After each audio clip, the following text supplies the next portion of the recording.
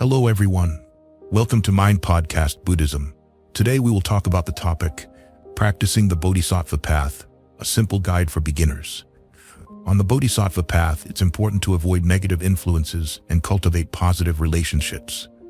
Bad friends and external enemies often reflect our inner negativity. If being around someone increases your anger or jealousy, it's best to distance yourself. To grow spiritually, choose relationships that boost your love, compassion, and wisdom. Reflect on your interactions. If your negative emotions increase and compassion decreases, it's a sign to reevaluate that relationship. Aligning with the Bodhisattva path helps build a life of true happiness and enlightenment. Vowing to practice the Bodhisattva path, the Buddhas, the enlightened ones who have attained perfect fulfillment, are the source of all happiness and benefit for sentient beings. They achieved enlightenment through the practice of the Dharma and dedicating their entire lives to this noble path. It is essential for us to have a comprehensive understanding of the practice and conduct in order to fully live according to the Dharma. Therefore, I would like to provide a brief explanation of the practice for those embarking on the Bodhisattva path. The first verse praises the Supreme Teacher Avalokiteshvara. Why Avalokiteshvara and not Buddha Shakyamuni or other bodhisattvas? Because Avalokiteshvara is the Buddha embodiment of great compassion. His essence is compassionate mind, which is fundamental to all Buddhas. There is no Buddha who does not possess compassion, and no path to Buddhahood that does not involve cultivating the great qualities of compassion. Therefore, we revere and pay homage to the Buddha as the embodiment of compassion rather than to any other Buddha or Bodhisattva. Nagarjuna teaches that compassion is like watering the fields when cultivating crops, when the plants begin to sprout, and even when the trees are growing. Similarly, compassion is crucial for a practitioner from the very beginning of their spiritual journey until they progress to the stages of the 10 grounds. Even upon attaining Buddhahood, great compassion remains the foundation for all beings. Therefore, compassion is needed at the initial, intermediate, and final stages of the spiritual journey. Due to the importance of great compassion, we take refuge in Avalokiteshvara, the Buddha of compassion. As ordinary sentient beings still full of ignorance, we lack the wisdom to directly realize true compassion. Thus, the external forms of Avalokiteshvara in Thangka paintings or other images help us easily visualize him. The external forms of a compassionate deity or a peaceful deity are manifestations of great compassion. This special work guides the deeds to be done or not done by bodhisattvas. The instructions are extremely clear. The work was composed by a Tibetan bodhisattva, Nolchu Togmed Zanpo, 1245 to 1369, a master of scriptures and logic. He deeply realized true compassion. The work he kindly gave us originates from his enlightened mind. Although this text teaches the 37 practices of the bodhisattvas, it is essential for anyone seeking true happiness. Essentially, we all are bodhisattvas, but due to ignorance, we are not yet perfect bodhisattvas. Even though many of us have vowed to take the bodhisattva precepts, we belong to the Mahayana Buddhist tradition and even claim to be Vajrayana practitioners. However, if we do not fully understand the Mahayana, how can we realize the Vajrayana? It is impossible.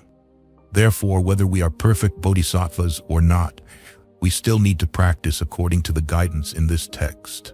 These 4 verses are a promise of the potential to realize Buddhahood, but to achieve this, practice is necessary. Buddha nature is inherent in all sentient beings, but achieving Buddhahood requires practice. No Buddha has attained enlightenment without practice. That is why this Dharma teaching is given. It is important to know that all Buddhas have attained enlightenment by practicing the Dharma correctly and steadily. All sentient beings have Buddha nature, so we all have the potential for enlightenment, but without special skillful means, the path to enlightenment, despite our efforts, will be full of obstacles and difficulties. These instructions are extremely important and essential. The Bodhisattva path, or following in the footsteps of the Bodhisattvas, is the fundamental practice for achieving enlightenment. The Bodhisattva path is the path of compassion. Whatever we do, whatever we say, it must stem from love and compassion. This means we must avoid selfishness and stay away from ego clinging. Some may ask me about the relationship between heaven and the Buddhas. Speaking of the Buddhas, we are not referring to the intrinsic Buddha nature, but rather to sentient beings who have attained Buddhahood. We refer to individuals like you or me, ordinary people, who have achieved enlightenment through practicing the Buddha's path. There have been millions of sentient beings who, through diligent and proper practice of the Dharma, have become Buddhas or enlightened Bodhisattvas. To achieve this, we must practice like them. No Buddha is granted Buddhahood by heaven. No Buddha has attained enlightenment from the beginning. No one happens upon enlightenment without practice and following the Dharma path. When speaking of the Buddha, there are two concepts. Buddha nature is a completely different concept from what I am discussing here. Buddha nature is the true nature, the Dharmakaya, or the essence of all things. Meanwhile, Buddhas, those who have attained enlightenment like Buddha Shakyamuni or Amitabha and other Buddhas, as well as Bodhisattvas like Milarepa, many Bodhisattvas in India like Padmasambhava, all of them have practiced and attained enlightenment and liberation. None of them descended from heaven without practice. This can give us hope that if we follow the true practice of the Dharma, one day we will achieve enlightenment like them. And there is no reason why this cannot become a reality. Enlightenment can be achieved in this lifetime and even within 1 or 2 years, but we need proper guidance. When mentioning the qualities of the Buddhas, there are two important qualities: self-benefit and benefiting others, which they have perfected. First, they have fully cultivated love, compassion, understanding, and wisdom. Second, their power can help all sentient beings through compassion via the Dharma and other skillful means. Without realization, they cannot save sentient beings. We need to recognize these two achievements. These are the two most important qualities of a Buddha. Now I will briefly explain the activities of the Bodhisattvas. Buddhas have countless qualities, among which two important qualities are self-realization and helping others. First, they have fully cultivated love, compassion, understanding, and wisdom. Second, their power can help all sentient beings through compassion via the Dharma and other skillful means. Without self-realization, they cannot truly save sentient beings. What does the practice of the Bodhisattvas include? Bodhisattvas are called the children of the Buddha, meaning the sons and daughters of the Buddha. The Buddha has children born from his body, speech, or mind. Bodhisattvas are the spiritual children born from the Buddha's mind. The Arahants, great practitioners of Theravada Buddhism, are the spiritual children born from the Buddha's speech. Historically, when the Buddha was a prince, he had a son named Rahula who was born from his body. When we talk about the actions or practices of the Bodhisattvas, we are referring to the Dharma. The Dharma is the practice of the Bodhisattvas. Bodhisattvas represent the Sangha, while the Buddha is the embodiment of the Dharma. The Buddha is the one who proclaimed the Dharma. When we talk about practicing the Dharma, we mean following the path of true Dharma. Genuine Dharma practice needs to be nurtured and applied in various ways. The three vehicles of Buddhism, Theravada, Mahayana, and Vajrayana, are entirely based on the innate potential and understanding of each individual. This may initially seem like comparing first-class, second-class, or third-class carriages on a train, but it is not. We often understand Vajrayana as the fastest vehicle, akin to first class, while Mahayana is grand but not as fast, and Theravada Buddhism is the slowest vehicle, almost like walking. In reality, it is not so. The practice you follow entirely depends on the inherent predispositions within you. If you have the seeds for Vajrayana, you will practice Vajrayana. If you have the seeds for Theravada Buddhism, you will follow Theravada. If you have the seeds for Mahayana, you will follow Mahayana. However, you need to be dedicated to the chosen path, merging with it, allowing you to transform towards your enlightened nature. Choosing which vehicle to follow, be it Theravada, Mahayana, or Vajrayana, depends on your inherent capacities and your practice. As your practice evolves, you will naturally find the method that best suits you. The development I am referring to here is the development of your own self.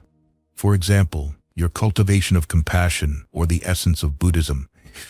If you can cultivate genuine and strong compassion, nothing can hinder your progression to a higher vehicle. Thus, the path to Buddhahood is through cultivating love, compassion, and empathy. Buddhahood is not reserved for some people while excluding others. No, Buddhahood is entirely free and available to all sentient beings, regardless of nationality, gender, or any other dualistic criteria. The only certain exception is that Buddhahood is not for those who do not practice. I say this because when discussing great masters like Milarepa or other great achievers, people often think they can never achieve like these masters. I always expect people to ask, how can we follow this path to achieve what they did? This is what everyone should be concerned about, but few know how to ask. They talk about their understanding as if these masters suddenly appeared from nowhere. We are not extraordinary. How can we be like them? We dare not hope to be like them. This lack of confidence discourages people from entering the Dharma. It is a mistake to think we cannot be like them. Thoughts like, we are full of impurities, desires, anger, jealousy, how can we be like them, are thoughts limited by ignorance. In fact, we will never progress on the spiritual path if we carry such an inferiority complex. Conversely, we must encourage ourselves, believing we can fully attain enlightenment. We need a confident and optimistic attitude. Indeed, we need to follow the true Dharma because this is extremely important, which is explained in this text. If we did not have the potential for enlightenment, why would we practice? Why would we study the Dharma like this? And if we did not have great potential, why would we be given this text?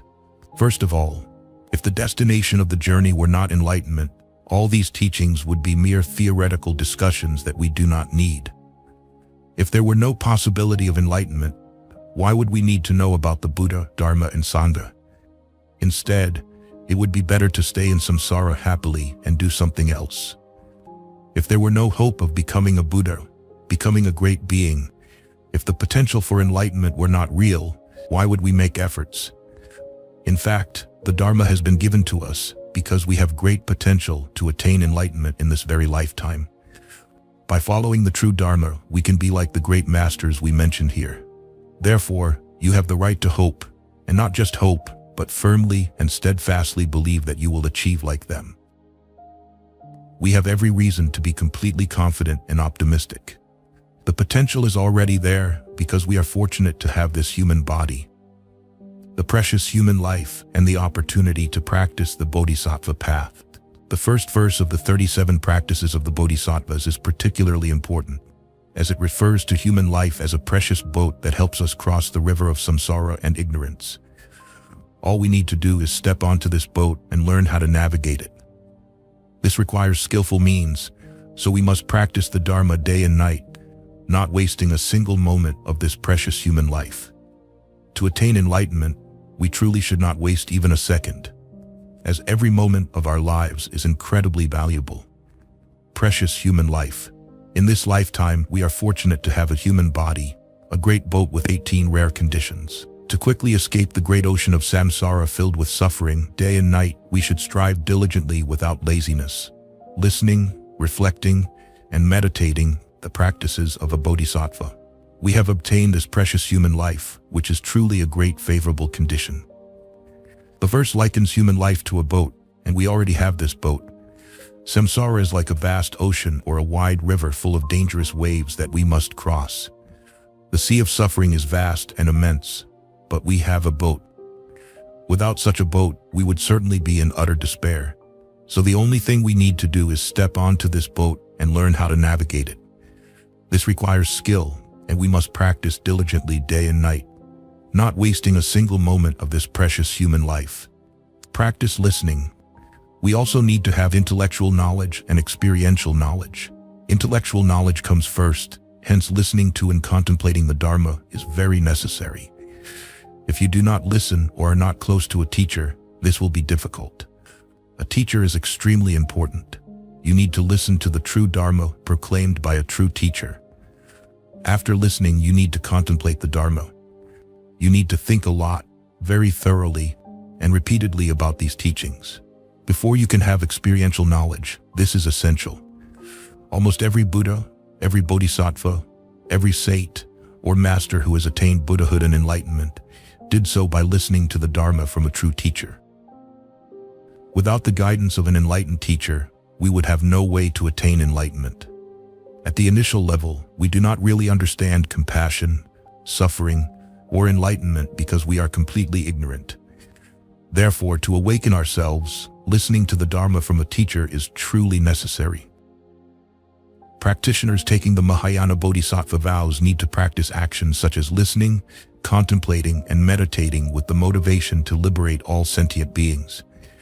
Many people have no faith but still listen to what the teacher teaches, yet their motivation is not truly right.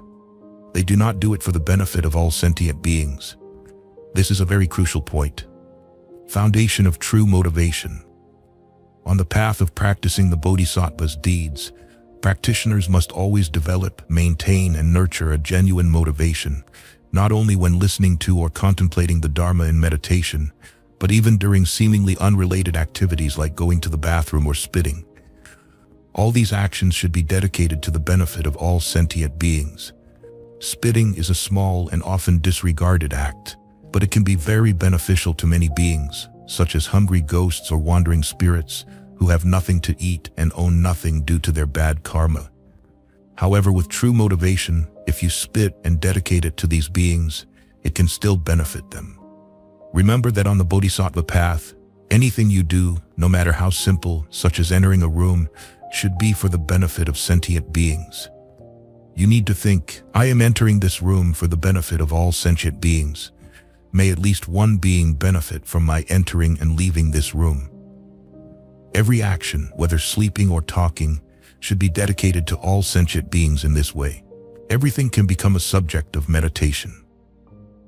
There are many levels of meditation, such as analytical meditation and resting meditation. When we begin to contemplate compassion or something related to the world, the teacher, devotion, true love, and worldly affection, this is analytical meditation. This is not simply sitting and being silent. It is a form of meditation, but it is not the only form. To avoid wasting any moment of this precious human life, we can use our energy to contemplate through analytical meditation. This can be done without formal rituals, at work, or in your daily life. During these times considered outside of formal practice, you can reflect on yourself. You can think about the Dharma. You can contemplate impermanence and other aspects of the teachings. For example, impermanence. Think about how impermanence is always evident. When you see the sun rises because of impermanence, not for any other reason. The sun set last night and rises this morning. Why is that? Because the sun is moving, and that is impermanence. The earth is moving, so the sun rises. Time is flowing. The movement shows the flow of time or impermanence. This is truly a great teaching. If you know how to receive it as a teaching, it is analytical meditation, and even if you do nothing, you have truly used this experience in a very meaningful way, like a form of meditation. There are informal and formal meditation practices.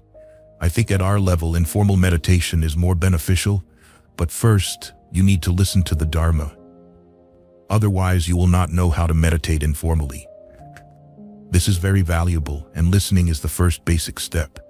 Then when you start thinking about the Dharma, that is when you start analytical meditation. In many cases, when we practice formal meditation, sitting silently, we tend to lose ourselves, not truly aware of what is happening around us, and then we waste the time meant for meditation, thinking of ourselves as meditators or practitioners.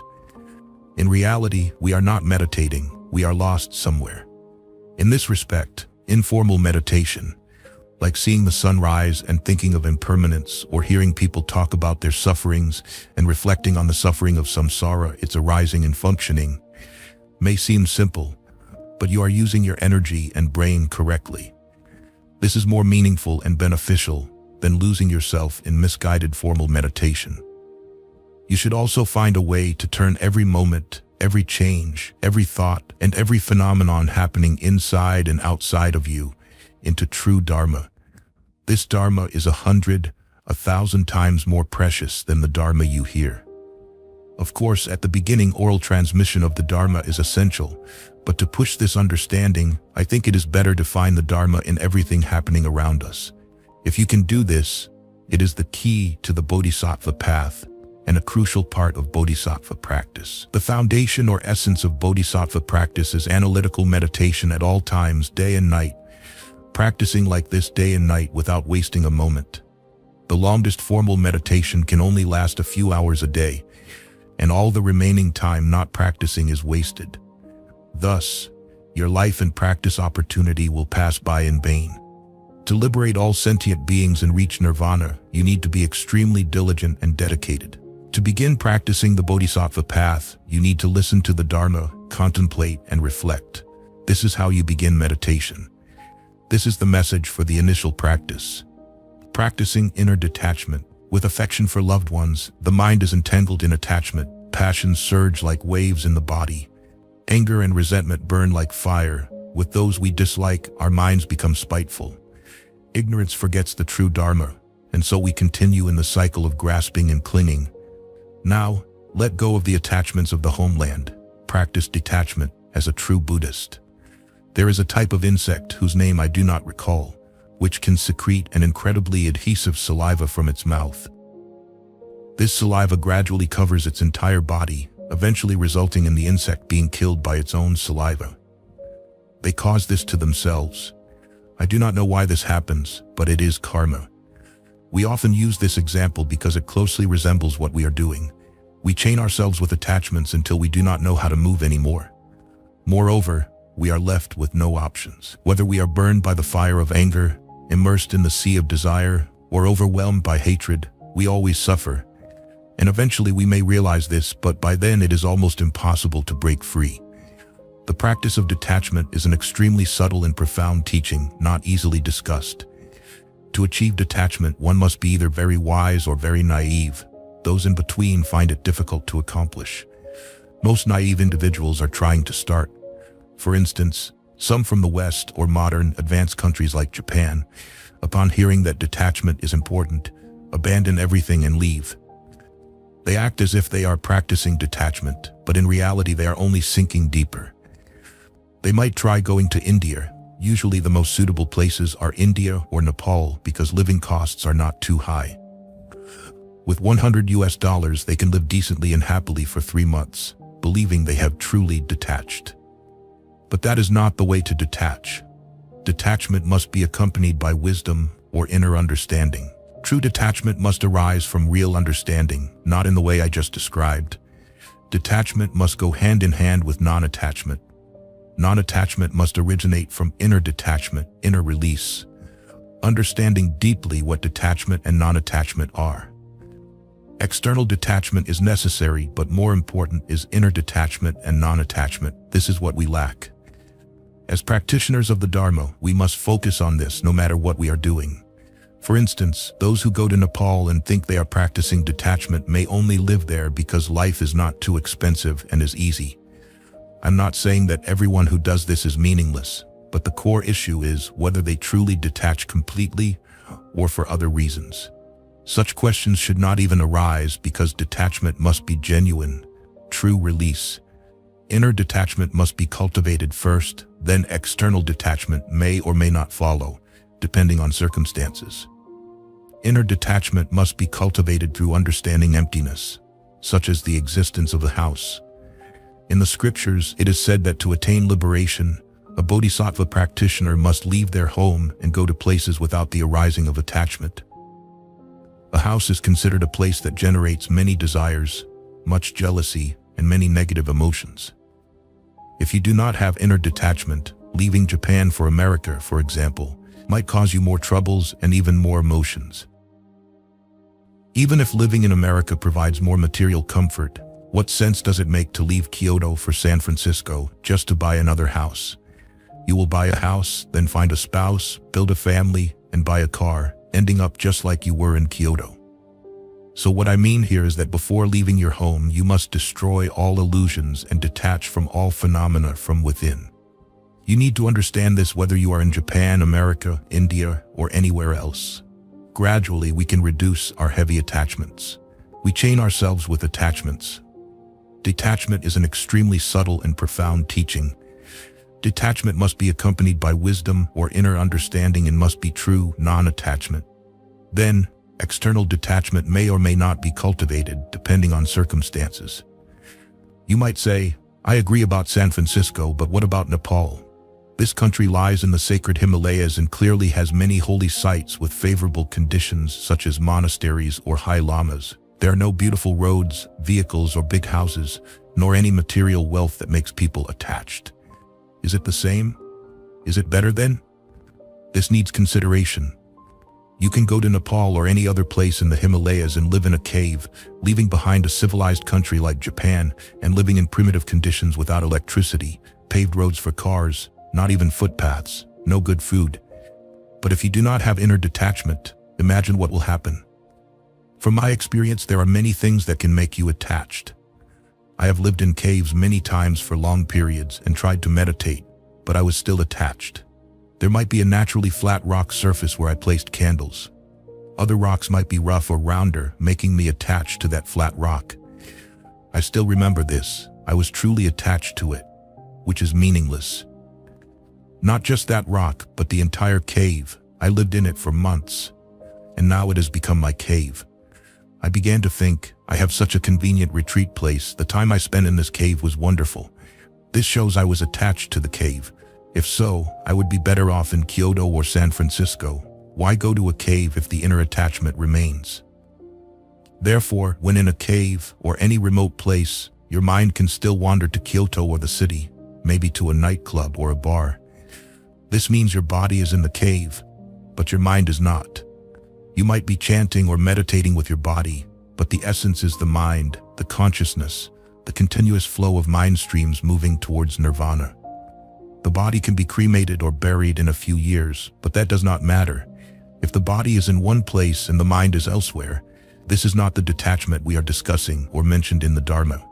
When the scriptures say you need to leave your home, it means both your body and mind must practice detachment. You must go to a place without the presence of emotional disturbances.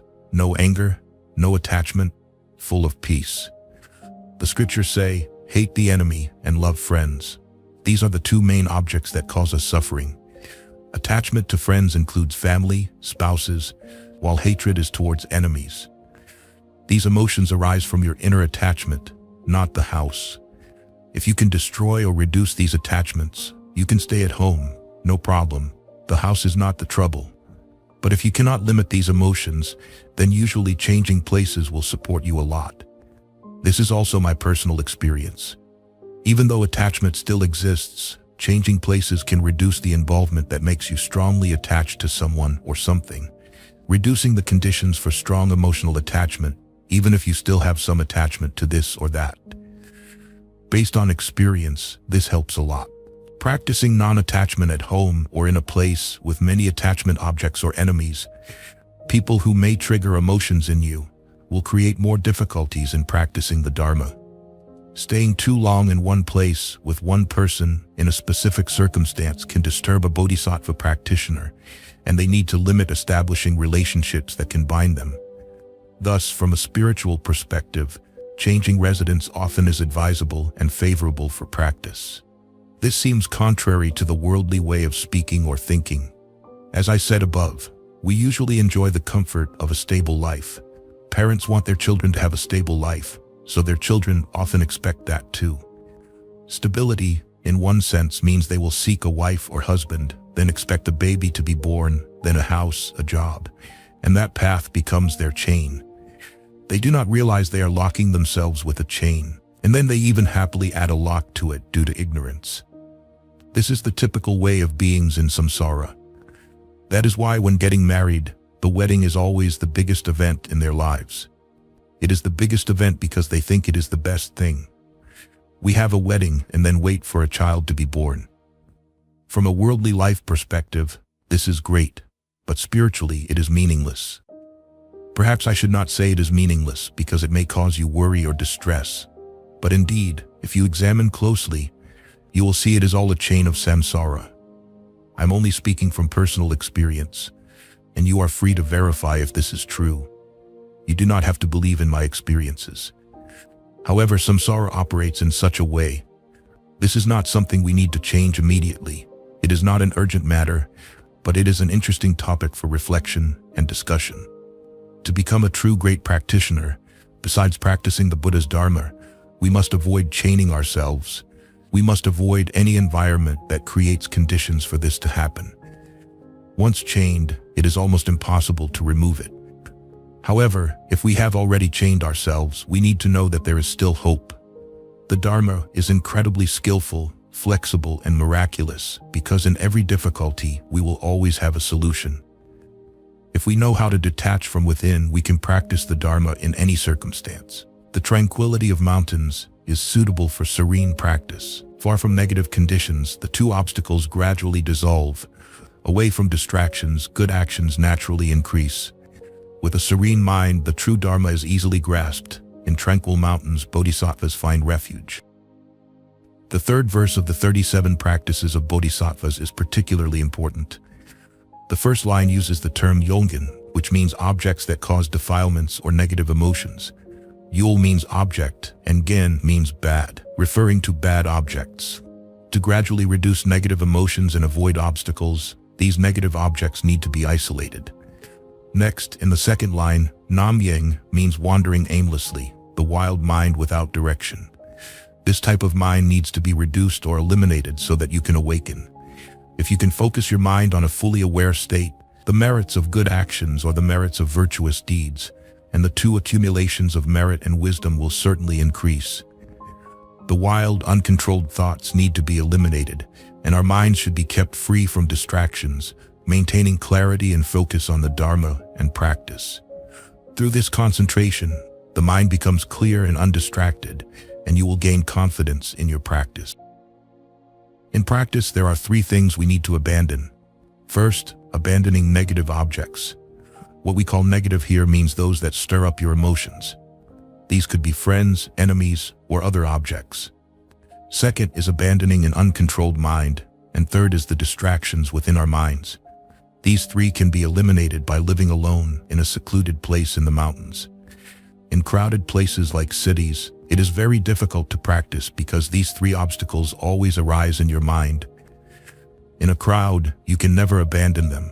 I should not say never, because if someone has strength and wisdom, they can do this. But abandoning in such adverse conditions is impossible for ordinary beings because these emotions are too wild and difficult to control.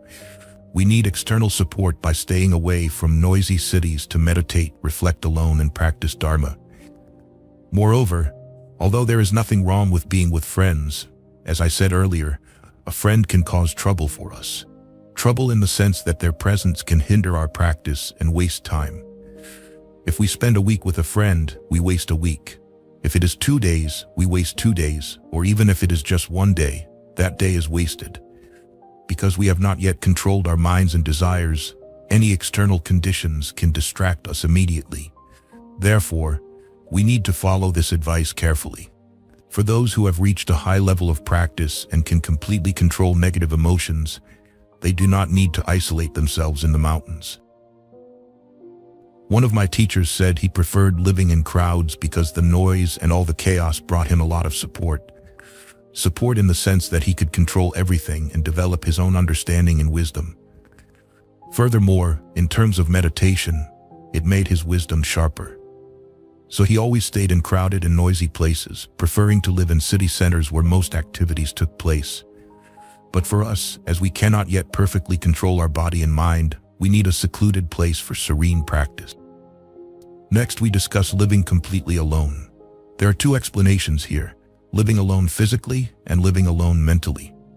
Externally, the ideal environment for a practitioner is a quiet, secluded place. But first, you need to know how to isolate mentally, although in terms of location, a secluded place is very important. In reality, if externally you retreat to the mountains but internally your mind still wanders in the city, it is entirely wrong. As a practitioner on the Bodhisattva path, you can live anywhere, do anything, but the important thing is not to cling to those places or circumstances.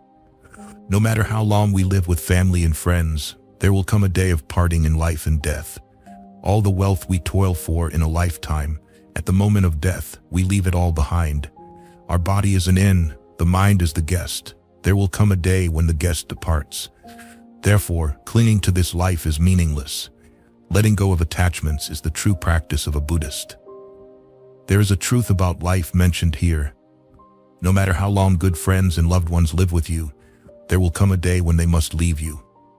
Similarly, no matter what you build, whether a wall or a building, one day they will collapse. Since all harmonious relationships will eventually come to an end, clinging firmly to them is meaningless. This does not mean that we should not care about everything or need to destroy them, but first, we should examine our own attitude of attachment, thinking that they will last forever. In reality, nothing exists, whether it is friendship, jealousy, or anger towards an enemy. Due to anger, you and that enemy can never be friends, but this too is impermanent, like everything else. This year he might be your enemy, but next year he might become a friend. I might be his friend this year, but become hostile to him next year. Who knows what might happen, as anything is possible. Even a couple who have lived harmoniously together for 40 or 50 years, never having argued once, will eventually die. This is similar to our wealth and possessions, which we acquire through much effort, but all are left behind and unnecessary at the moment of death. Perhaps some impermanence will occur. Our wealth will be burned, stolen, or we may unfortunately go bankrupt or face something similar. You may have accumulated countless valuable things through effort in creating material wealth, but they may no longer be ours tomorrow or will be lost in a few years. If lucky, you may keep them for many years, but eventually you will have to part with them. Relatively speaking, having wealth, reputation, or good relationships with parents, children, spouses, and friends is good, but the truth is that you cannot keep these things forever with you. This is very true for your body. This is the thing we cling to the most, but we will also have to part with it. No matter how much we cherish wealth, parents, or friends, we still value our body more. Without it, we cannot exist, but it will also be left behind. The body is like an inn, and the mind is just a guest. When you die, you have no other choice, the inn. The body is like an inn, and the mind is just a guest. When you die, you have no choice, the inn cannot go with you. If someone knows how to let go of attachments in many aspects, that person is the happiest in the world. The way we treat friends, enemies, money, wealth, ourselves, everything is not really good just because we cling blindly. It is better that we no longer behave that way.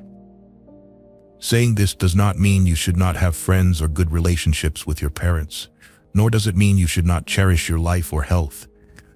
In fact, accumulating material wealth to taking care of health, taking medicine, and exercising are very important because without them, you cannot exist in this world. But what is important here is how you treat them or use them meaningfully. What I mean is that our mind needs to let go of attachment to this life. If someone knows how to let go of attachments in many aspects, that person is the happiest in the world. I can say this with certainty. With the letting go of attachments, this person can bring much happiness to their life. They can help others impartially and selflessly because they have overcome the barriers of attachment. And of course, in terms of practicing the Dharma, when there are no more barriers, there will be no obstacles on the path of practice. Attachment literally means a barrier between you and what you are trying to achieve, a solid wall blocking all aspects and actions of you. Attachment makes you confined and unable to expand your mind. Letting go of attachment will naturally help broaden your understanding. For example, when you face a major problem, it seems no longer serious because it has been let go inside you. Like a computer already programmed, no need to rush. When the time comes, it will operate according to the preset program. Everything will be more peaceful, and life will be better if you practice this. I have a friend who works in Forex trading. I don't know exactly what his job is, but he is my disciple and has practiced this Dharma for many years. A few years ago, he and his partner faced a serious business problem. Their bank went bankrupt, and they lost all their money. Everyone was suffering. The bank manager jumped off the building to commit suicide. Many of his partners had heart attacks, and some died in the hospital. Others went mad and are still being treated. But thanks to deeply practicing this Dharma, until now, he is the only one among them who is at peace. I met him 2 weeks after the incident, and he was still calm, laughing loudly, and quite relaxed.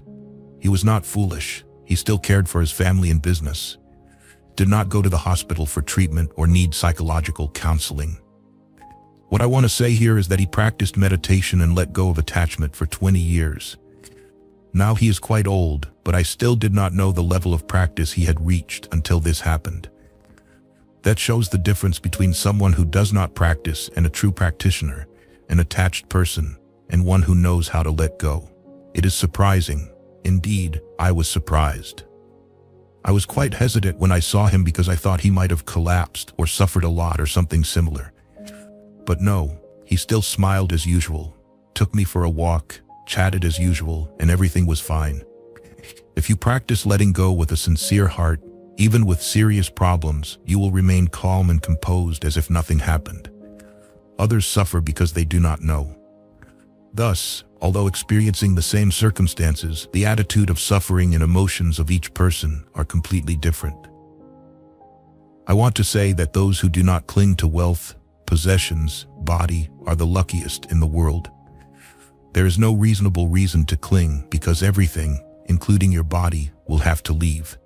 People may say as an excuse, I need this for that for this, and I like this because of that. There are many things to say and seem reasonable, but such reasons are never satisfactory. We do not need to cling, we can still do our business, take care of our family, and exist without clinging. Therefore, live well and meaningfully. The outside enemy is a projection of the mind's negativity. Evil friends increase the three poisons, harming study, reflection, and meditation. Good deeds and compassion are cut off. Avoid evil friends, O Bodhisattva. Bad friends or external enemies are projections of your own mind's negativity. When associating with such people, reflect on whether your impurities are increasing or decreasing.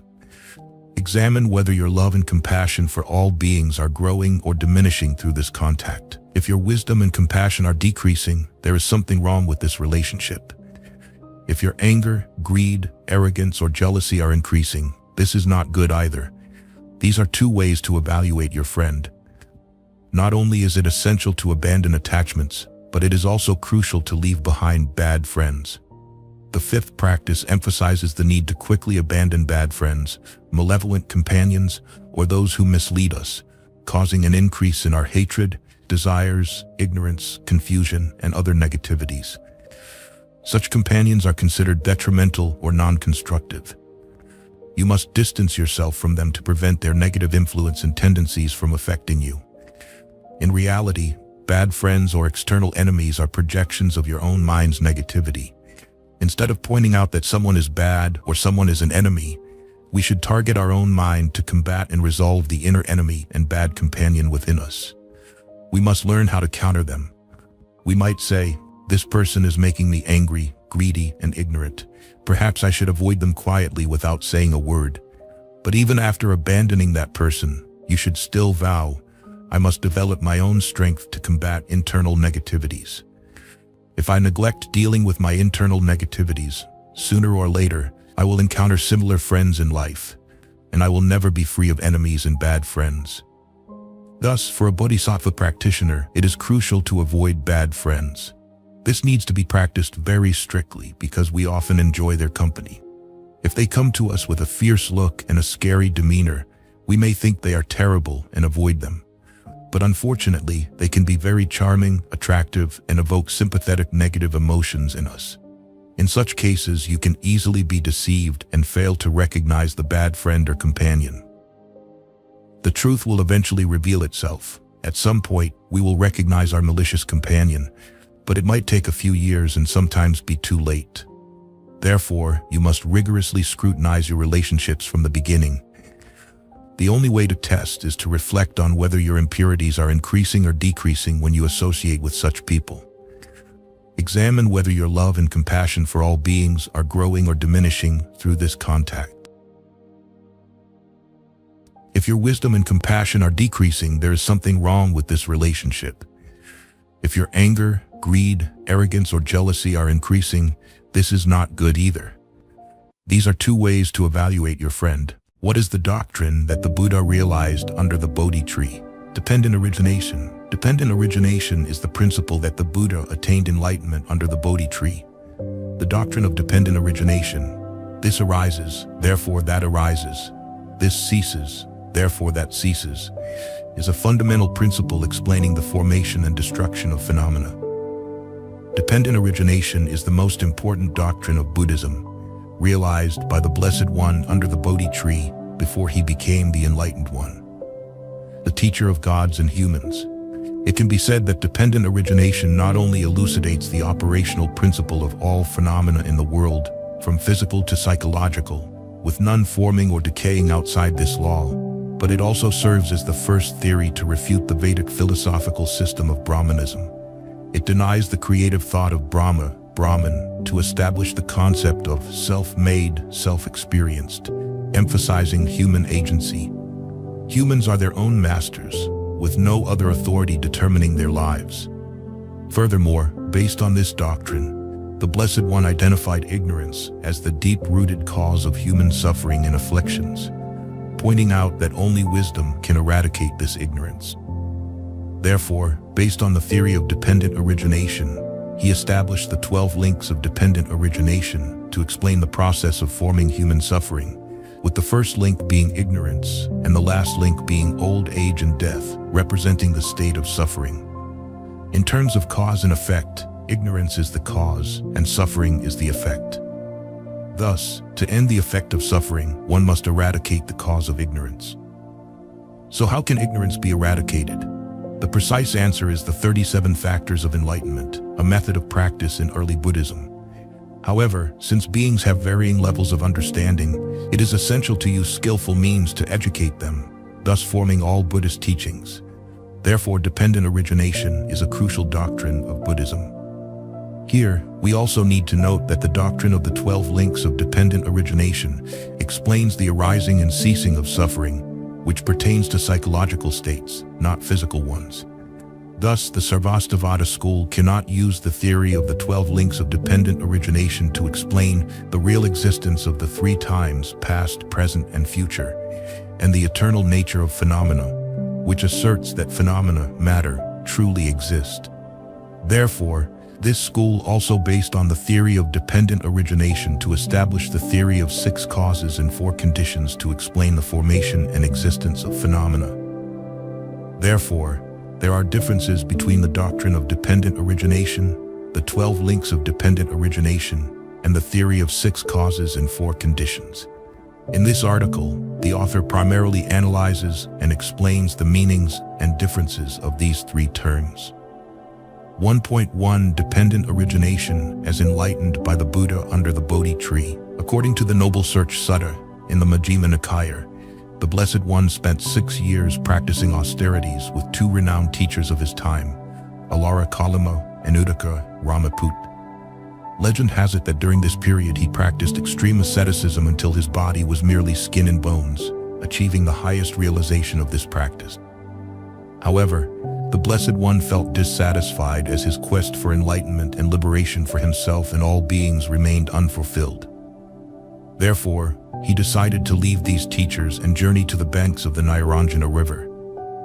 There, he sat under the Bodhi tree for 49 days and nights in meditation, finally attaining enlightenment on the 49th night. Since then, he has been revered as the Buddha. What is the doctrine that the Blessed One realized under the Bodhi tree? Some believe it to be the 4 Noble Truths, as this doctrine outlines 4 truths of existence: suffering, the cause of suffering, the cessation of suffering, and the path leading to the cessation of suffering. In other words, the truths of suffering and its origin pertain to the way of life of sentient beings, while the truths of cessation and the path correspond to the life of a saint, aligning with the purpose of the Buddha's quest. However, according to this writer, the doctrine realized under the Bodhi tree was not the 4 Noble Truths, but dependent origination. The content of the 4 Noble Truths emerged from the realization of dependent origination, explaining why suffering arises and how to end it. Moreover, dependent origination is the most fundamental doctrine of Buddhism, forming the basis for the 37 factors of enlightenment and other teachings. It also highlights the differences between the Buddhist perspective and traditional and non-traditional Indian philosophies concerning human existence and the cosmos. Specifically, the Noble Search Sutta in the Majjhima Nikaya records the Buddha's statement, "Bhikkhus, The Dhamma that I have realized is profound, difficult to see, difficult to understand, peaceful, sublime, beyond the sphere of mere reasoning, subtle to be experienced by the wise. In this passage, the profound Dhamma realized by the Buddha under the Bodhi tree is dependent origination, Paticca Samuppada, also known as the doctrine of conditionality. This doctrine reveals that all phenomena arise due to conditions and cease when those conditions are absent, challenging the traditional Indian belief in a creator deity. This understanding aligns with the Buddha's system of teachings, aiming not only for religious practice and liberation, but also for a significant ideological and political reform against the Brahminical system. Dependent origination is a philosophical system with robust reasoning capable of challenging the Brahmanic creation myth. We will further discuss its significance in the following section. 1.2 The meaning of dependent origination. As previously discussed, dependent origination was the doctrine realized by the Blessed One under the Bodhi tree before he became the fully enlightened one. What is the content and meaning of dependent origination?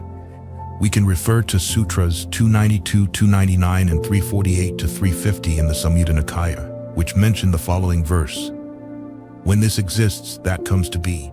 From the arising of this, that arises. When this does not exist, that does not come to be. From the cessation of this, that ceases. These 4 lines express the principle of dependent origination realized by the Buddha. They embody a law, a rule, a principle. From this principle emerged the 12 links of dependent origination, the 4 noble truths, karma, and even the Sarvastivada school's theory of 6 causes and 4 conditions.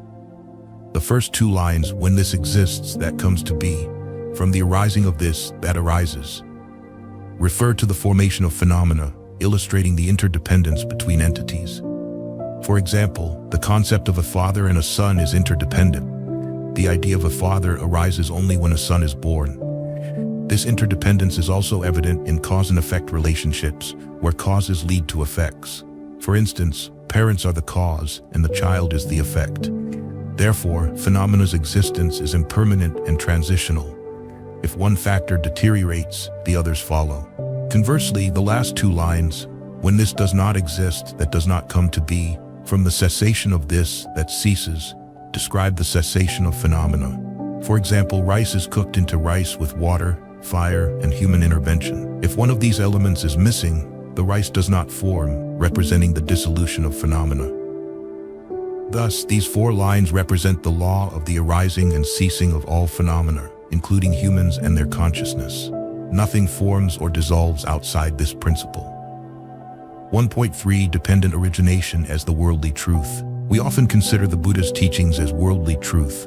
What is the truth? It is a universal principle applicable at all times and places, not a temporary or localized doctrine. Such a principle is a worldly truth. This is reflected in the Buddha's frequent statements. Bhikkhus, I have introduced the Dhamma to you, which is visible here and now, timeless, inviting inspection, leading onward, to be realized by the wise. Here, the Dhamma refers to the principle of dependent origination, or doctrines formed from this principle, which is valuable not only in the present, but also in the past and future. This principle cannot be understood or realized through faith alone, but through wisdom. Anyone with wisdom can see the truth of this principle, not just the Buddha. And whoever understands and practices according to this principle will attain enlightenment and liberation.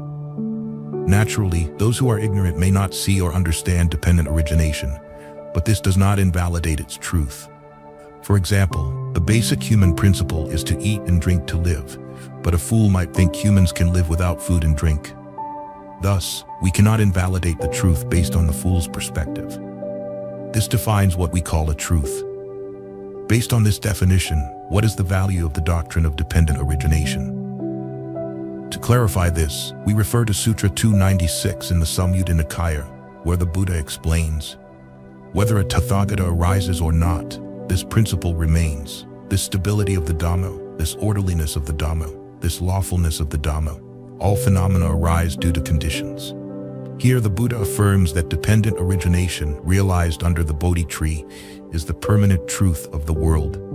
Whether a Tathagata appears or not, this principle exists in the world, and the arising and ceasing of phenomena depends depend on it. The Buddha was the first to discover this principle, practicing it to attain benefit, peace, and happiness, and then teaching it for the welfare of all beings. This principle was not created by the Buddha, nor anyone else. As explained in Sutra 299 in the Samyutta Nikaya, during a dialogue between monks and the Buddha, "Venerable Sir, is the doctrine of dependent origination created by the Blessed One or by someone else?" The Buddha replied, "The doctrine of dependent origination is not created by me, nor by anyone else. Whether a Tathagata appears or not, this principle remains, this stability of the Dhamma, this orderliness of the Dhamma, this lawfulness of the Dhamma. All phenomena arise due to conditions. If dependent origination is a universal truth, it means anyone in the world, regardless of religion, must adhere to this principle. Those who act according to it will experience peace and happiness, while those who do not will encounter suffering and affliction." 1.4 Seeing dependent origination is seeing the Buddha. As previously stated, the doctrine realized by the Blessed One under the Bodhi tree is dependent origination. By realizing this principle, the Buddha understood the impermanence of all phenomena. Understanding impermanence, he recognized the selflessness and non-self nature of beings. Suffering arises from clinging to permanence in self, so ending suffering requires eradicating these attachments or ignorance. Thus, the 37 factors of enlightenment and all Buddhist teachings emerged. Dependent origination is fundamental to the Buddhist teachings, explaining why the Agama or Nikaya Sutras state, "One who sees dependent origination sees the Dhamma. One who sees the Dhamma sees dependent origination." This teaching holds profound meaning, emphasizing that all Buddhist teachings are based on dependent origination. It is the truth, the eternal principle of the world, making the Dhamma a description of this worldly truth. Therefore, this principle relates to human life and can be understood and practiced by humans. Anyone who wants to understand the essence of the Buddhist teachings must understand dependent origination, and vice versa. This mutual understanding is achieved through the study of the Tipitaka. Furthermore, another Buddhist saying states, "One who sees the Dhamma sees the Buddha. One who sees the Buddha sees the Dhamma." This statement comes from the Samyutta Nikaya, recounting the story of the monk Vakali, who was gravely ill and wished to see the Blessed One one last time. Unable to travel, Vakali's wish was known to the Buddha, who visited him and asked if he had any requests. Vakali expressed regret for not being able to pay respects to the Buddha in person. The Buddha then said, "Enough, Vakali. What is there to see in this putrid body? He who sees the Dhamma sees me. He who sees me sees the Dhamma." In this response, the Buddha highlights 2 points. First, he emphasizes that the physical body, including his own, is similar to everyone else's, subject to the same impurities and decay. The difference lies in the mind. The Buddha's mind is free from greed, hatred, and delusion, unlike ordinary beings whose minds are entangled in desire, anger, and ignorance. Second, the Buddha asserts that truly seeing him means understanding and practicing his teachings, not merely venerating his physical form. The unique quality of the Buddha is his enlightenment and liberated life. Therefore, one who lives in enlightenment and liberation truly sees the Buddha and the Dhamma. The Buddha and the Dhamma are one and the same, as the Buddha embodies the Dhamma. To honor and respect the Buddha is to understand and live by his teachings, achieving insight and liberation. This is reflected in the Diamond Sutra. "One who sees me through form, who seeks me through sound, engages in misguided efforts. Such a person will not see the Tathagata." Approaching Buddhism is about understanding and knowing, not merely believing. Where there is understanding, there is enlightenment. Where there is enlightenment, there is liberation. Where there is enlightenment and liberation, there is the Buddha. 1.5 Dependent origination as a doctrine opposing the Brahmanic creation theory. The truth realized by the Buddha under the Bodhi tree is dependent origination. It is not only a worldly truth but also a doctrine opposing the Brahmanic creation theory. This is why the Buddha stated in the Noble Search Sutta of the Majjhima Nikaya, "Bhikkhus, I considered this Dhamma that I have realized is profound, difficult to see, difficult to understand, peaceful, sublime, beyond the sphere of mere reasoning, subtle, to be experienced by the wise. But this generation delights in attachment, takes delight in attachment, rejoices in attachment. It is hard for such a generation to see this truth, namely specific conditionality, dependent origination. And it is hard to see this truth, namely the stilling of all formations, the relinquishing of all attachments, the destruction of craving, dispassion, cessation, nibbana. If I were to teach the Dhamma and others would not understand me, that would be a wearisome and troublesome affair for me. In this passage, the profound doctrine realized by the Buddha under the Bodhi tree is identified as dependent origination, paticca-samuppada.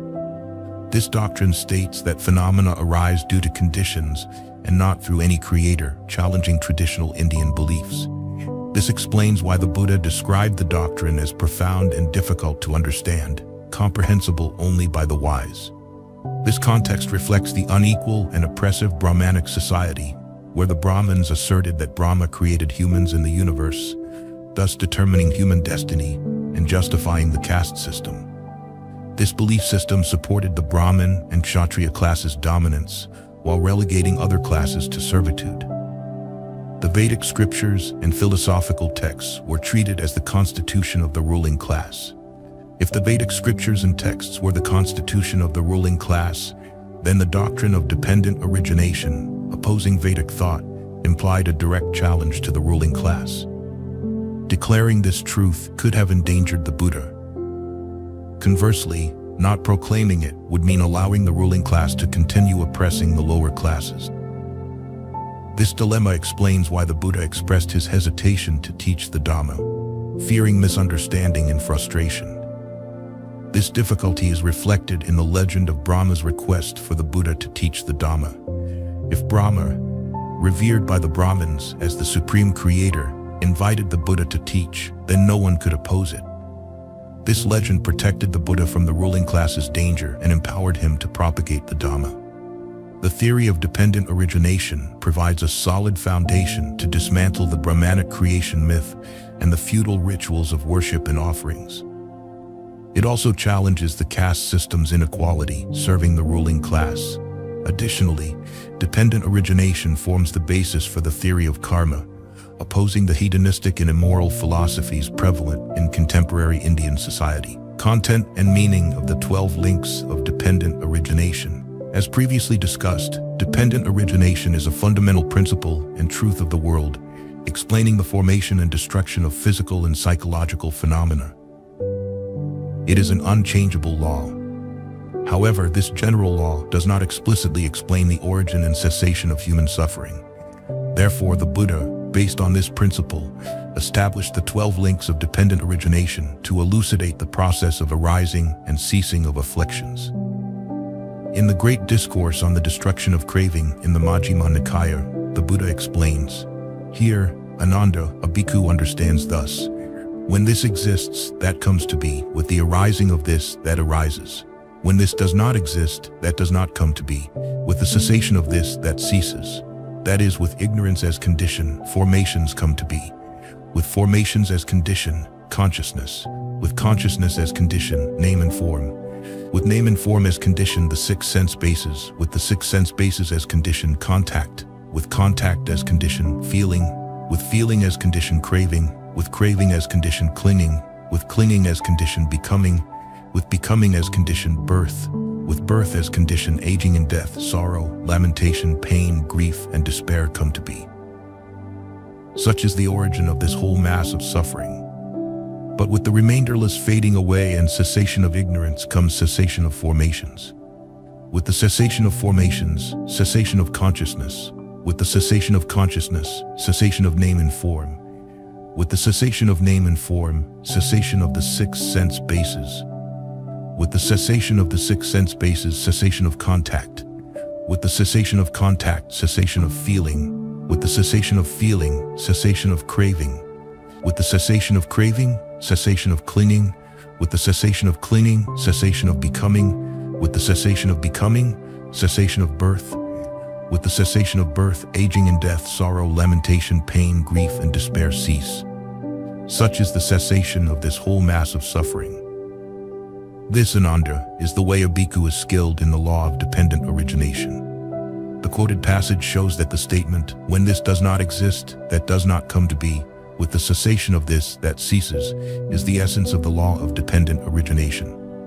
To explain where human suffering arises, the Buddha, based on this principle, established the 12 links of dependent origination, starting from 1. Ignorance, avijja; 2. Volitional formations, sankhara; 3. Consciousness, vijnana; 4. Name and form, nama-rupa; 5. The 6 sense bases, salayatana; 6. Contact, phassa; 7. Feeling, vedana; 8. Craving, tanha; 9. Clinging, upadana; 10. Becoming, bhava; 11. Birth, jati; 12. Aging and death, jara morana; sorrow, lamentation, pain, grief and despair, soka, paradeva, dukkha, dhamanasupayasa. This sequence illustrates the arising of suffering. The process starts from ignorance and ends with aging and death, representing the most painful aspects of life. Therefore, ignorance is identified as the root cause of suffering. This is the general viewpoint of Buddhism. The meaning of each link is not explained in the quoted passage, so we refer to the Samyukta Agama, Sutra 298, to clarify the meaning of each link, starting with ignorance, avijja. Ignorance, avijja. Ignorance means not knowing the former existence, not knowing the future existence, not knowing both the former and the future existence, not knowing within, not knowing without, not knowing both within and without, not knowing karma, not knowing the result of karma, not knowing the result of karma, not knowing the Buddha, not knowing the Dhamma, not knowing the Sangha, not knowing suffering, not knowing the origin of suffering, not knowing the cessation of suffering, not knowing the path leading to the cessation of suffering, not knowing the causes, not knowing the phenomena arising from causes, not knowing what is good, not knowing what is bad, not knowing what is meritorious, not knowing what is not meritorious, not knowing what is coarse, not knowing what is subtle, not knowing what is impure, not knowing what is pure, not knowing the law of dependent origination. This is called ignorance. Ignorance is the first link in the 12 links of dependent origination, defined as not knowing. What is not known? The explanation is extensive, but it can be summarized into several points. 1. Not knowing the nature of self and self-possession. 2. Not knowing about karma and its results. 3. Not knowing the Four Noble Truths. 4. Not knowing the Three Jewels, Buddha, Dhamma, Sangha. 5. Not knowing what is wholesome and unwholesome. Due to the lack of true understanding of these phenomena, one does not think or contemplate rightly, sammasankappa, leading to wrongful actions of body and speech, resulting in suffering. In summary, ignorance is the lack of knowledge and insight, the root cause of suffering. Volitional formations, sankhara. With ignorance as condition, volitional formations come to be. What are volitional formations? They consist of bodily, verbal, and mental formation. Volitional formations are the second link in the 12 links of dependent origination. They are defined as bodily, verbal, and mental actions. In terms of form, bodily and verbal actions belong to the physical realm, while mental actions belong to the psychological realm. Thus, volitional formations mainly refer to mental actions, as these direct bodily and verbal actions and influence consciousness, serving as the condition for consciousness to arise. Furthermore, since ignorance is a psychological state, it interacts with a psychological object. Therefore, even though volitional formations include bodily and verbal actions, they primarily refer to mental actions. This is the meaning of volitional formations in the 12 links of dependent origination. Consciousness, vijnana. With volitional formations as condition, consciousness comes to be. What is consciousness? It is the 6 classes of consciousness: eye consciousness, ear consciousness, nose consciousness, tongue consciousness, body consciousness, and mind consciousness. Consciousness is the third link in the 12 links of dependent origination. It arises due to volitional formations, meaning volitional formations condition the arising of consciousness. Consciousness is defined here as 6 types: eye consciousness, ear consciousness, nose consciousness, tongue consciousness, body consciousness, and mind consciousness. These are the 6 modes of human cognition. Each mode has its specific function. The eye perceives forms and colors, the ear perceives sounds, the nose perceives odors, the tongue perceives tastes, the body perceives tactile sensations, and the mind perceives thoughts and concepts. The mind consciousness aggregates and analyzes the information from the other 5 senses, forming comprehensive perceptions. Thus, consciousness in the 12 links of dependent origination primarily refers to mind consciousness, but includes the functions of all 6 types of consciousness. Name and form, nama-rupa. With consciousness as condition, name and form comes to be. What is name? It is the 4 immaterial aggregates: feeling, perception, mental formations, and consciousness. What is form? It is the 4 great elements and form derived from the 4 great elements. Form combined with name is called name and form. Name and form is the 4th link in the 12 links of dependent origination. It consists of 2 elements, name nama and form rupa. In terms of the 5 aggregates, name includes 4 aggregates: feeling, perception, mental formations, and consciousness. Form includes the physical form rupa. Thus, name and form encompasses the entirety of the 5 aggregates. With consciousness driven by ignorance, there is a desire for rebirth, forming the 5 aggregates, name and form. The 6 sense bases, salayatana. With name and form as condition, the 6 sense bases come to be. What are the 6 sense bases? They are the 6 internal sense bases: eye base, ear base, nose base, tongue base, body base, and mind base. The 6 sense bases are the 5th link in the 12 links of dependent origination. These bases include the 6 internal sense bases: eye base, ear base, nose base, tongue base, body base, and mind base. These bases interact with the external world, enabling perception and cognition. The 6 internal sense bases correspond to 6 external objects: forms, sounds, odors, tastes, tactile sensations, and mental objects, dhamma. Through these bases, one perceives the world. With the 6 sense bases as condition, contact comes to be. What is contact? It is the 6 classes of contact: eye contact, ear contact, nose contact, tongue contact, body contact, and mind contact. Contact is the 6th link in the 12 links of dependent origination.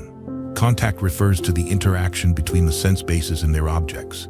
It includes 6 types: eye contact, ear contact, nose contact, tongue contact, body contact, and mind contact. Contact leads to the arising of feeling. Feeling vedana. With contact as condition, feeling comes to be. What is feeling? It is threefold: pleasant feeling, painful feeling, and neither painful nor pleasant feeling. Feeling is the 7th link in the 12 links of dependent origination. Feelings arise from contact and are classified into 3 types: pleasant, painful, and neither painful nor pleasant. Pleasant feelings arise from contact with desirable objects, painful feelings from undesirable objects, and neutral feelings from neutral objects. Feelings are the direct response to contact. Craving, tanha. With feeling as condition, craving comes to be. What is craving? It is threefold: craving for sensual pleasures, craving for existence, and craving for non-existent. Craving is the 8th link in the 12 links of dependent origination. Craving arises from feelings and is classified into 3 types: craving for sensual pleasures, craving for existence, and craving for non-existence. Craving for sensual pleasures is the desire for pleasurable experiences. Craving for existence is the desire for continued existence in the realms of form and formlessness. Craving for non-existence is the desire for self-annihilation. Craving leads to clinging. Clinging, upadana. With craving as condition, clinging comes to be. What is clinging? It is fourfold: clinging to sensual pleasures, clinging to views, clinging to rules and observances, and clinging to a doctrine of self. Clinging is the 9th link in the 12 links of dependent origination. Clinging is the attachment to objects of craving and is classified into 4 types: clinging to sensual pleasures, clinging to views, clinging to rules and observances, and clinging to a doctrine of self. Clinging is the intensified form of craving, leading to becoming. Becoming, bhava. With clinging as condition, becoming comes to be. What is becoming? It is threefold: becoming in the sense sphere, becoming in the form sphere, and becoming in the formless sphere. Becoming is the 10th link in the 12 links of dependent origination. Becoming refers to the process of existence and is classified into 3 types: becoming in the sense sphere, becoming in the form sphere, and becoming in the formless sphere. Becoming leads to birth. Birth, jati. With becoming as condition, birth comes to be. What is birth? The birth of beings into the various orders of beings, their descent into the womb, generation, manifestation of the aggregates, obtaining the basis for contact. This is called birth. Birth is the 11th link in the 12 links of dependent origination. Birth refers to the actualization of existence, the emergence of beings into various realms of existence. Birth leads to aging and death.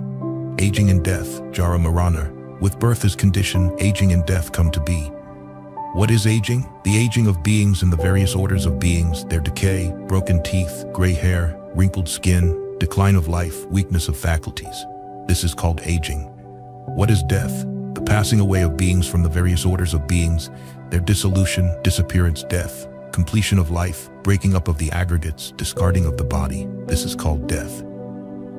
Aging and death, sorrow, lamentation, pain, grief, and despair thus arise. This is the origin of this whole mass of suffering. Aging and death are the 12th link in the 12 links of dependent origination.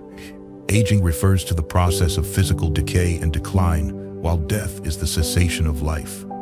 Aging and death, along with sorrow, lamentation, pain, grief, and despair, represent the culmination of the cycle of suffering. The sequence from ignorance to aging and death illustrates the process of the arising of suffering. To end suffering, one must eliminate ignorance. When ignorance ceases, volitional formations cease. When volitional formations cease, consciousness ceases, and so on, leading to the cessation of aging and death, sorrow, lamentation, pain, grief, and despair. This is the complete cessation of suffering. The 12 links of dependent origination explain the process of arising and ceasing of suffering. This process does not address the formation and destruction of material phenomena, which is why the Sarvastivada school, based on the principle of dependent origination, established the theory of the 6 causes and 4 conditions.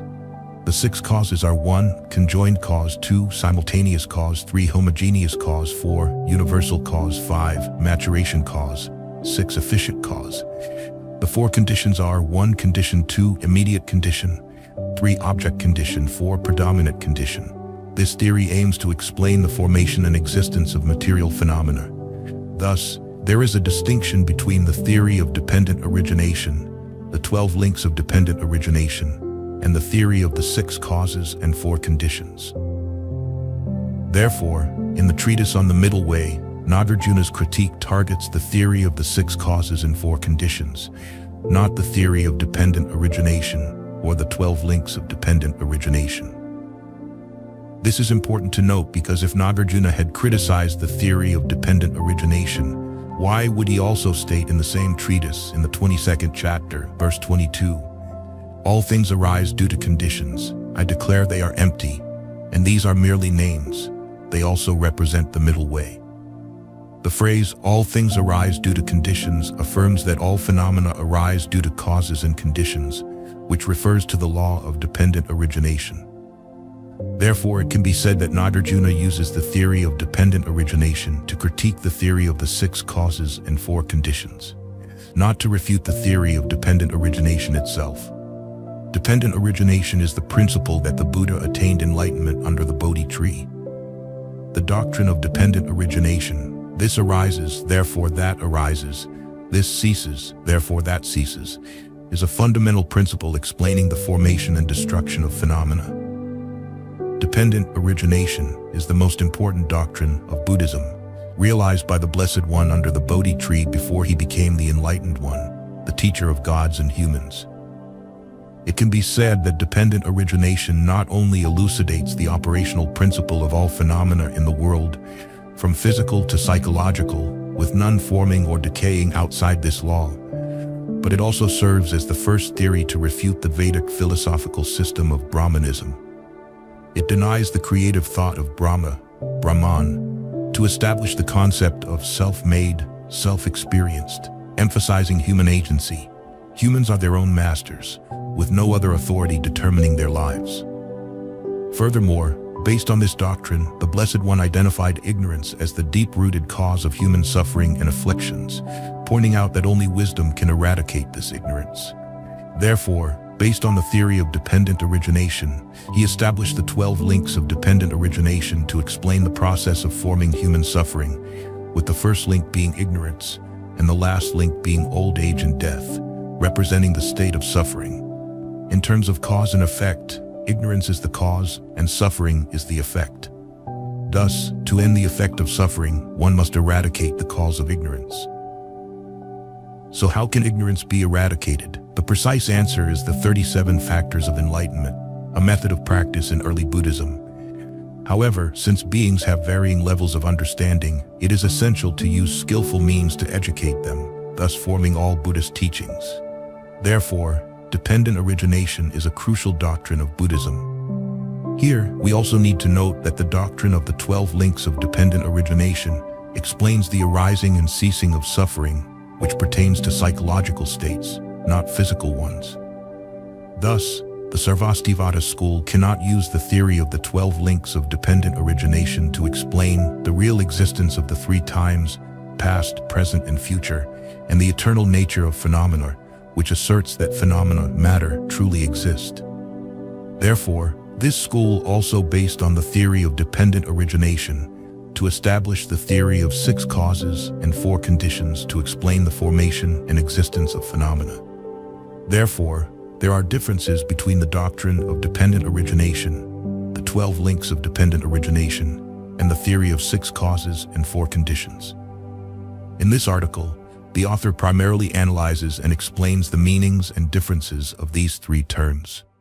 Conclusion: the essence of what the Buddha realized under the Bodhi tree is the law of dependent origination, paticca, which is the fundamental truth of the world. Whether or not the Buddha appears in the world, this law remains constant and unchanging. It governs the formation and dissolution of all phenomena, whether psychological or physical, from the smallest particle to the largest mountain, from simple ideas to profound philosophical systems. Everything is based on this principle, and nothing exists or ceases to exist outside of it. Thus, it is called a universal truth. The law of dependent origination was neither created by anyone, nor can it be destroyed or replaced by another principle. The Buddha was the first to discover this principle, and out of compassion, he taught it so that others might understand and escape the suffering caused by themselves or others. Dependent origination explains that phenomena arise due to specific conditions and cease when those conditions disperse. This principle carries 2 significant implications. 1. Refutation of Brahmanical creation theory. Dependent origination refutes the Brahmanical theory of creation by a supreme deity, Brahma. In reality, there is no supernatural being with the power to create or destroy the existence of any entity. 2. Interdependence and impermanence. If phenomena arise from conditions, they cannot exist independently but must rely on one another. Therefore, the nature of all phenomena, including human beings, is impermanent. Despite this, human consciousness tends to cling to the idea of this is me, this is mine, rejecting the impermanent nature of phenomena, leading to suffering. Thus, the doctrine of dependent origination reveals the true nature of phenomena, helping us to escape 2 types of suffering. Suffering created by ourselves and suffering imposed by others, such as the Brahmanical system. The Buddha's educational goal is enlightenment and liberation, meaning that enlightenment leads to liberation. Enlightenment is the correct understanding of the world and human nature, not abstract or unrealistic concepts. The truth of the world is the law of dependent origination, and the aim of Buddhism is to help people understand this truth and live according to it, to achieve liberation from suffering. Since dependent origination is the fundamental truth of the world, it is the core around which all Buddhist teachings are formed. In other words, the entire Buddhist doctrinal system in its various forms aims to describe this truth. The law of dependent origination, when this exists, that arises, when this ceases, that ceases, is a general principle explaining the formation and dissolution of phenomena.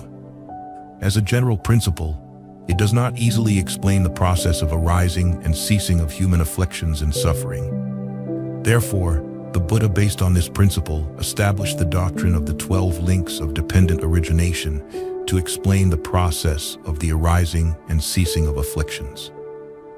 Similarly, while dependent origination serves as a general principle, the 12 links of dependent origination specifically address the psychological aspects of suffering, where human suffering originates and how it can be eliminated. However, this principle does not apply to explaining the formation and dissolution of physical phenomena. Thus, the Sarvastivada school, aiming to explain the reality of phenomena based on the principle of dependent origination, established the theory of the 6 causes and 4 conditions to explain the conditions under which material phenomena are formed. In conclusion, dependent origination is the profound truth realized by the Buddha, and it remains the central tenet of Buddhist philosophy and practice. Understanding and applying this principle helps individuals see the true nature of reality, leading to the cessation of suffering and the attainment of liberation. Application of the doctrine of dependent origination in practice. In life, most people experience more suffering than joy, with happiness being scarce and suffering abundant. We often wish each other all the best in our greetings, which reflects our recognition of the many unsatisfactory aspects in our lives, whether in work, family, marriage, children, or social interactions. These challenges cause suffering for everyone, regardless of wealth, health, or status. Hence, we hope for favorable conditions for everyone. We are interconnected, living in a social community where our happiness or suffering influences others. If we are happy, others will be happy too. So why do we suffer? What causes our suffering? The doctrine of dependent origination teaches us about this. The 12 links of dependent origination represent a cycle of birth and death, a continuous loop of rebirth that we follow unconsciously, driven by karmic forces within the cycle of birth and death. The Buddha perceived this path, attained enlightenment, and revealed it to sentient beings. The operation of dependent origination is divided as follows. Past causes, ignorance, and formations lead to present results, consciousness, name and form, 6 sense bases, contact and feeling, and present causes, craving, clinging, and becoming, result in future outcomes, birth, aging, and death. The Buddha emphasized the roles of ignorance, formations, craving, clinging, and becoming as the causes of samsaric existence. Here, we will focus on the present causes, specifically craving as the root cause of our suffering, leading to clinging and becoming, which in turn result in a chain of suffering. From craving arises the desire to seek, grasp, and enjoy, leading to attachment and the wish to possess, which forms a chain of suffering. When the 5 aggregates encounter a condition, craving arises, leading to clinging and becoming. Craving operates through the 6 senses, desiring pleasant sounds through the ears, pleasant sights through the eyes, pleasant smells through the nose, pleasant tastes through the tongue, pleasant sensations through the body, and pleasant thoughts through the mind. When the 5 aggregates receive conditions of craving, they transform into the 5 aggregates of clinging, resulting in suffering. Worldly people seek happiness through sensory pleasures. In contrast, those who renounce the world choose a different path, seeking inner happiness. Renunciants recognize the dangers of birth, aging, sickness, and death, seeking instead the unconditioned and non-dying. Understanding the doctrine of dependent origination allows us to avoid the suffering caused by cravings. Our bodies, composed of the 5 aggregates, will decay and undergo transformation, becoming ugly and diseased. To prevent the mind from clinging to external conditions, we must live with mindfulness and awareness. To eliminate craving from the mind, we use precepts to guard the sense doors, using precepts to remove defilements. When the eyes see forms, the mind does not grasp the general or particular features. From there, concentration arises, and mindfulness and awareness are always present, developing into wisdom. Using wisdom to recognize and eliminate whatever arises, we do not cling to or retain impressions of objects in the mind. We simply acknowledge them as they are. In seeing, there is only the seen. In hearing, there is only the heard. In sensation, there is only sensation. In cognition, there is only cognition. Without distinguishing or clinging to objects, we are not disturbed by emotions, not entangled in desires, and live peacefully and happily. Happiness is always around us, as long as we recognize it and live with it. Thank you for listening. If you found this video helpful, please share it with those who might benefit from it. Don't forget to leave your thoughts in the comment section below. Hit the like button, follow, and turn on the notification bell. This is how you can show your support for me. Once again, thank you very much, and see you in the next videos.